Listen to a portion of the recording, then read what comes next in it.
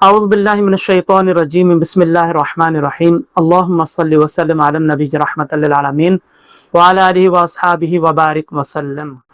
اسلام ایک پاکیزہ اور باحیا معاشرہ قائم کرنے کی تعلیم ارشاد فرماتا ہے۔ اسی لیے شریعت مطہرہ نے مرد و عورت کے تعلقات کے حوالے سے واضح حدود مقرر فرمائی ہے۔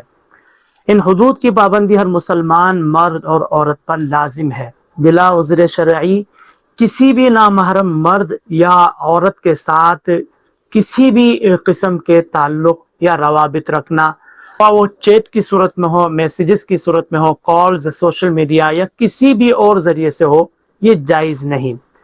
بظاہر یہ روابط معمولی یا بے ضرر محسوس ہوتے ہیں، لیکن حقیقت میں یہی چھوٹی باتیں آہستہ آہستہ بڑے فتنے اور گناہ کا سبب بن جاتی ہے۔ اسلام نے نہ صرف برے کاموں سے منع کیا ہے، بلکہ ان تمام راستوں کو بھی بند کیا ہے کہ جو انسان کو برائی تک لے جا سکتے ہوں یا اس کا ذریعہ و سبب بنتے ہوں۔ اسی اصول کے تحت غیر ضروری گفتگو، بے تکلفی، دل لگی یا جذباتی تعلقات قائم کرنا یہ سختی سے منع کیا گیا ہے، کیونکہ دل کا تعلق بہت جلد پیدا ہو جاتا ہے اور پھر انسان گناہ کی طرف مائل ہو جاتا ہے۔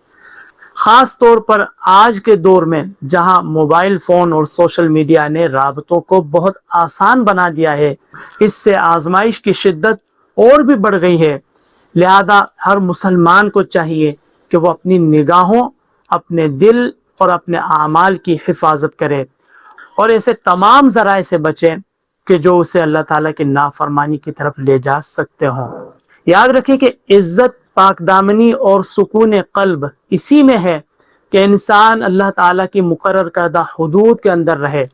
جو شخص ان حدود کی حفاظت کرتا ہے، اللہ تبارک و تعالیٰ بھی اس کی عزت، ایمان اور زندگی میں برکت عطا فرماتا ہے، اور جو ان حدود کو توڑ دیتا ہے وہ نہ صرف گناہ میں مبتلا ہوتا ہے بلکہ دنیا و آخرت میں نقصان بھی اٹھاتا ہے۔